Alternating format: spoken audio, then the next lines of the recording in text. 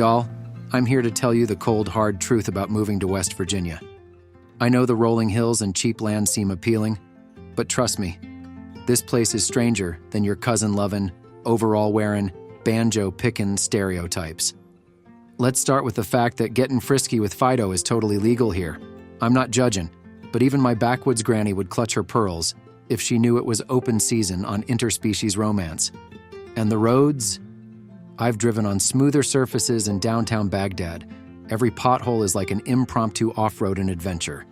Pretty soon you'll be on a first-name basis with the folks at Bob's Tires and Auto.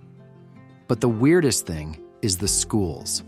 How does a state with one of the worst-ranked education systems have one of the highest graduation rates?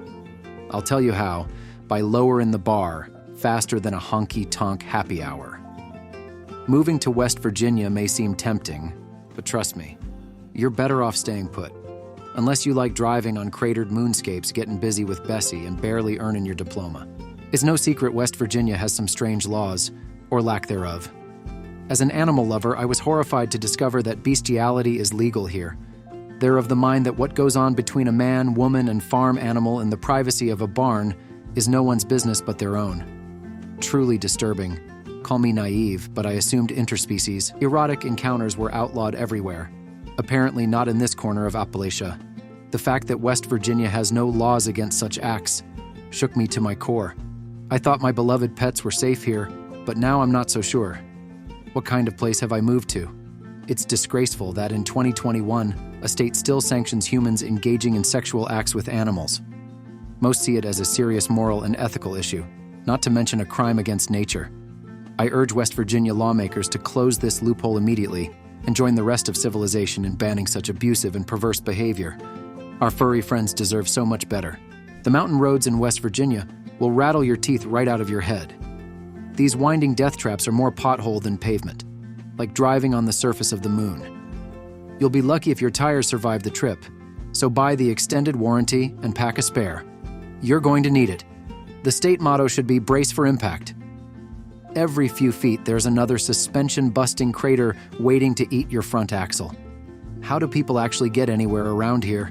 Do they all drive monster trucks or have spines made of steel? After a few miles rattling around, even my rugged 4x4 was crying for mercy. The mountain roads here are bumpier than a camel on a trampoline. Clearly, road construction isn't a high priority in the mountain state. It's almost like the road system here was built by drunk monkeys with dynamite. Sections of highway just end abruptly, spilling you off the edge of a ravine. Guardrails seem to be optional, and good luck if you meet another vehicle coming the other way. There's barely room for 2 toy cars to pass, let alone full-size pickups. How many hapless travelers have plunged into the abyss, never to be seen again?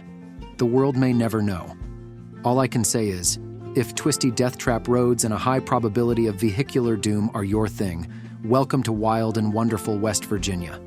The rest of us will admire its charms from a safe distance, far away on solid, pothole-free ground. Let me tell you a little secret about the mountain state. We're not actually that educated. Despite what the suspiciously high graduation rates might lead you to believe, West Virginia actually has one of the worst school systems in the country. How can this be, you ask? Well, to put it bluntly, our standards are lower than a limbo stick at an elementary school dance contest. The powers that be in Charleston recently decided that a high school diploma was just too darn hard to earn, so they went ahead and lowered the graduation requirements. Now any young'un with a pulse and at least 2 brain cells left after a hard day of possum hunting can waltz across that stage come May. Never mind that we rank near the bottom for reading, math, and science scores nationally. Never mind that some counties don't even have accredited high schools. All that matters is pumping up those graduation numbers so we can seem like we're competing with the rest of the modern world.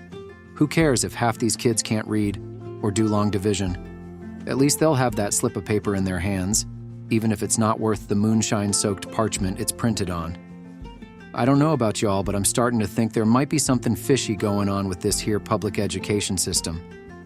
Best not move here if you've got young'uns, unless you want their best and brightest days to be behind them, before they've even started shaving. Them graduation caps and gowns might look real purty come commencement, but don't be fooled. There ain't much learning actually going on in them hallowed halls. Look, I'm just gonna come out and say it. The job market here blows.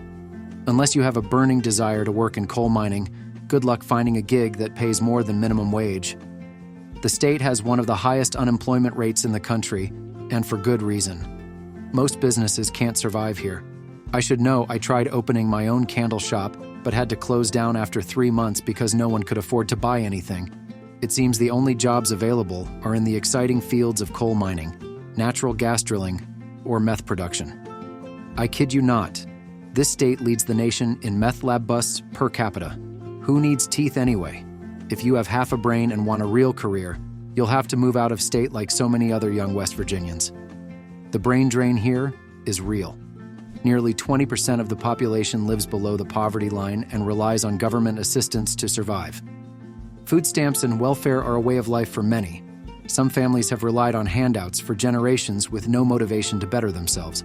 As taxes continue to rise, it's hard not to resent the fact that my paycheck is funding someone else's OxyContin addiction.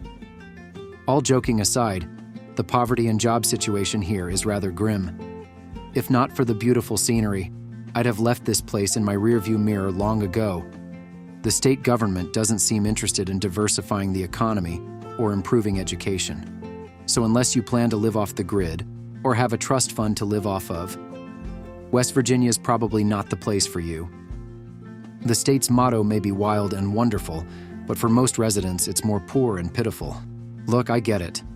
West Virginia has its charms. The mountain views are gorgeous, the people are friendly, and the cost of living is dirt cheap. But between the atrocious roads, questionable education system, and relaxed bestiality laws, this place just isn't for me. Maybe you're into getting jostled like a sack of potatoes on pothole-ridden roads. Perhaps you think it's fine for Bubba and his prize cow to make love in the barn after dark. And sure, a high school diploma that now requires less effort might suit your needs. But for this city slicker, West Virginia offers a little too much country and not enough sophistication. I gave it a shot. I really did. But the mountain state and I just weren't meant to be. We want different things. So do yourselves a favor, folks. Think hard before moving your family to wild, wonderful West Virginia. You may find that the top 5 reasons not to live here end up being your top 5 reasons to leave.